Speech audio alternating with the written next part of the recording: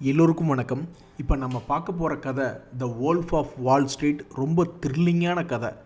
மிகப்பெரிய அளவில் கோடிக்கணக்கில் சம்பாரிச்சுட்டு கடைசியில் நடுத்தெருவில் வந்து நின்ன ஒருத்தனுடைய கதை. 2 வருஷத்துக்கு முன்னாடி ஃப்ளாஷ்பேக்கில் ஆரம்பிக்குது கதை. நம்மளுடைய ஹீரோ ஒரு சாதாரண ஆள் தான். ஷேர் மார்க்கெட்டில் ஒரு ஸ்டாக் புரோக்கராக தன்னுடைய வாழ்க்கையை தொடங்குறாப்புல.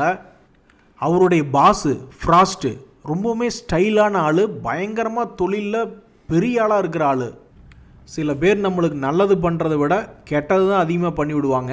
அப்போ தெரியல நம்ம ஹீரோக்கு, நம்ம பாஸ் தான் நம்மளுடைய மண்டையை நல்லா கழுவி விட்டு பெரிய அளவில் சம்பாதிக்கவும் வைக்க போகிறாப்புல.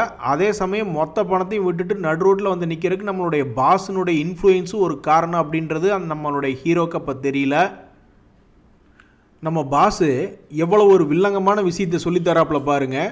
இந்த ஸ்டாக் மார்க்கெட் தொழிலில் நீ கமிஷன் வாங்கி நீ தான் மிகப்பெரிய பணக்காரனாக மாறணும். ஷேர் மார்க்கெட் தொழிலில் முதலீடு பண்ணுறவங்களாம் 2ஆம் பட்சம்தான். இப்படியே பாஸ் சொல்கிறது அவன் நம்ம ஹீரோனுடைய மண்டைக்குள்ளே ஓடிக்கிட்டே இருக்குது. ஒரு கட்டத்தில் என்ன ஆகுதுன்னா, திடீர்னு யாரும் எதிர்பார்க்காத மாதிரி ஷேர் மார்க்கெட்டில் பிளாக் மண்டே அப்படின்னு வருது. அப்போ எல்லா ஷேரும் பயங்கரமாக வீழ்ச்சி அடைஞ்சிரும். அப்போ புரோக்கர் தொழில் பயங்கரமாக பாதிக்கப்படும். இந்த சீனுக்கு அப்புறம் நம்ம பாஸ் வரமாட்டார். ஆனால் நம்ம பாஸினுடைய எண்ணங்கள் தான் இந்த படம் பூரா நம்ம ஹீரோ கூட பயணிச்சுக்கிட்டே இருக்கும். ஷேர் மார்க்கெட் தொழில் விழுந்துட்டதுனால இவருக்கு வேலை போயிடுது. இனி என்னடா பண்ணுறது அப்படின்னு ரொம்ப சோகமாக இருட்டாப்புல நம்மளுடைய ஹீரோ. அப்போ அவர் பொண்டாட்டி என்ன சொல்கிறாப்புல, இங்கே பாருங்க, ஒரு சின்ன ஒரு புரோக்கரேஜ் ஹவுஸ்லேருந்து விளம்பரம் வந்திருக்கு, நீங்கள் ஏன் மறுபடியும் அங்கேயே ஒரு ஸ்டாக் புரோக்கர் தொழிலாக மறுபடியும் ஆரம்பிக்கக்கூடாது அப்படிங்கிறாப்புல. அந்த புது புரோக்கரேஜ் கம்பெனிக்கு இன்டர்வியூக்கு போனால் அவனுங்களுக்கு சாதாரண ஆள்லாம் கிடையாது, அங்கேயும் மோசமான ஆளுகளாக தான் இருக்காங்க. ஏதாவது ஒரு பொய்யான வாக்குறுதிகளை கொடுத்து சும்மா டம்மி பங்குகளை விற்க விடுறதுலே குறியாக இருக்கிறாங்க. நீ என்னப்பா அவ்வளோ பெரிய கம்பெனியில் வேலை பார்த்துட்டு வந்து இங்கே வேலை பார்க்கணுங்கிற, அதுவும் இல்லாமல் ஒன்றும் மார்க்கெட் நிலவரமே சரியில்லை, என்ன பண்ண போகிற அப்படின்னு. இல்லை, எதையாவது ஒன்றை சொல்லி நான் எப்படியாவது ஏதாவது பெரிய அளவில் திறமையை காமிப்பேன் அப்படின்னு ஏதாவது ஒன்று சொல்லி வேலையை வாங்கிடுறாப்புல நம்ம ஹீரோ. முதல் நாளே நம்ம ஹீரோ மொத்த வித்தையும் இறக்குறாப்புல. அப்படியே அங்கே இருக்கிறவங்கெல்லாம் வாயடைச்சு போயிடுறாங்க. யாரா இவன், என்னடா இப்படி பேசுகிறான் அப்படின்னு பல ஆர்டர்கள் எடுத்து பெரிய ஆள் ஆயிடுறாப்புல. கமிஷன்லேயே பல லட்சம் டாலர் சம்பாதிக்கிறாப்புல. நம்ம ஹீரோக்கு மறுபடியும் வாழ்க்கை ரொம்ப நல்லா போயிட்டுருக்கு. பயங்கரமாக பணம் சம்பாரிச்சிட்டாப்புல. ஒரு நாள் ஒரு ஹோட்டலில் உட்காந்து சாப்பிட்ருக்கீல ஒரு ஆள் வந்து, எப்படிப்பா இருக்க, என்னப்பா இவ்வளோ பெரிய பணக்காரன் ஆகிட்ட அப்படின்றாப்புல. அது வேறு யாரும் இல்லை, ஜோர்டனுடைய கட்டடத்தில் வசித்தவர் தான். அவர் கேட்குறாரு, என்னப்பா எப்படி இவ்வளவு சம்பாதிச்ச, எவ்வளவு சம்பாதிக்கிற அப்படின்னு கேட்குறப்ப, நான் $70,000 சம்பாதிக்கிறேன் அப்படின்னு நம்ம ஹீரோ சொல்கிறாரு. மனுஷன் ஒரு நிமிஷம் ஆடி போயிடுறாப்புல, நம்ப மாட்டேங்கிறாப்புல. நீ மட்டும் சம்பாதிக்கிறத காட்டு, உடனே இந்த செகண்டே என் வேலையை விட்டுட்டு நான் உங்களோட ஜாயின் பண்ணிடுறேன் அப்படின்றாப்புல. நம்ம ஹீரோவும் அதை காமிச்சுன்னா உடனே ஜாயின் பண்ணுறாங்க. உடனே ஒரு கம்பெனி ஒன்று ஆரம்பிக்கிறாங்க புதுசாக. நம்ம ஹீரோ இன்னும் அவருடைய பழைய ஃப்ரெண்ட்ஸ் எல்லாம் உள்ள கம்பெனிக்குள்ளே போட்டுட்டு பெரிய அளவில் கொண்டு போகிறதுக்கு பிளான் பண்ணி பேசிக்கிட்டு இருக்காங்க. ஒரு ஹோட்டலில் உட்காந்து பேசிகிட்டு இருக்கீல ஒருத்தர் சொல்கிறான், நான் எந்த ஒரு பொருளாக இருந்தாலும் விற்று காமிச்சிருவேன் அப்படின்ட்டு.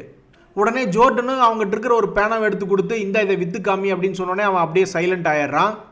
அப்போ அவங்க டீம்லேயே ஒரு எக்ஸ்பர்ட் ஒருத்தர் இருக்கான். அவன்கிட்ட வந்து இந்த மாதிரி பேனா விற்று காட்டு அப்படின்னு கேட்டால் அவன் கெத்தா பேனாவை வாங்கி வச்சுக்கிட்டு ஒரு கையெழுத்து போட்டு கொடுங்களேன் அப்படின்னு சொல்லி ஜோர்டன்ட்டே திரும்பி கேட்குறான். என்கிட்ட பேனா இல்லையா அவன் சொன்னோன்னே, இந்தாங்க இதுதான் உங்கள் பேனா, இதில் கையெழுத்து போடுங்கன்னு. இப்படி தான் ஒரு டிமாண்ட் இருந்தால் எந்த ஒரு பொருளையும் வித்தரலாம் அப்படின்ற மாதிரி அங்கே டிஸ்கஷன் ஓடிக்கிட்டு இருக்கு. கட் பண்ணால் அப்படியே அடுத்தது வேற சீன். நம்ம ஹீரோ வேலைக்கு போனப்பவே மொத்த வித்தையும் காமிச்ச ஆள் தனியாக கம்பெனி ஆரம்பிச்சுன்னே சும்மா இருப்பாப்லையா. அவர்கிட்ட இருக்கக்கூடிய மொத்த வித்தைகளையும் அவருடைய டீம் எல்லாத்துக்கும் சொல்லி கொடுக்குறாப்புல. இதனால் அந்த கம்பெனி பயங்கரமாக சம்பாதிக்குது. ஒரு கட்டத்தில் the wolf of the Wall Street அப்படின்னு பதவி வாங்கிடுறாப்புல.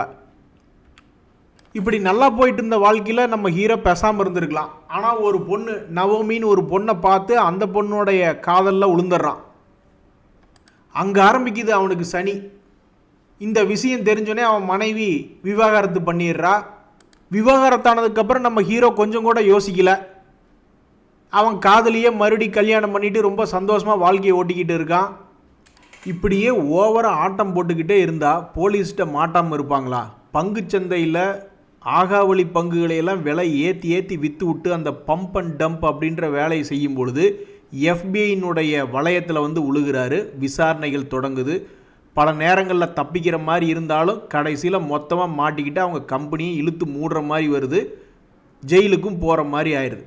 கடைசியில் ஜெயிலை விட்டு வெளியே வந்ததுக்கப்புறம் பொண்டாட்டி இல்லை, குழந்தை இல்லை, பணம் இல்லை, எதுவுமே இல்லை.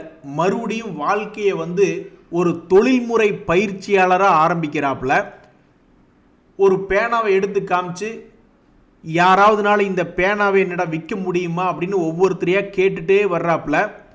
இந்த சமயத்தில் அவருடைய வாழ்க்கையை தொடங்கும் பொழுது படம் இந்த இடத்துல முடியுது. ஒரு தனி மனித ஒழுக்கம் இல்லை, சம்பாரித்த பணத்தை எப்படி சேஃப்டி பண்ணுறதுன்றது தெரில, ஒரு நேர்மை இல்லை. இதனால் எவ்வளவு தான் சம்பாதிச்சாலும் கடைசியில் சாதாரண ஒரு ஆளாக மாறி நிற்கிறாரு. இப்படியே இந்த படத்தை அப்படியே முடிக்கிறாங்க. இந்த படம் உங்களுக்கு ரொம்ப பிடிச்சிருந்ததுன்னா எனக்கு சந்தோஷம்தான். ரொம்ப நன்றி, வணக்கம்.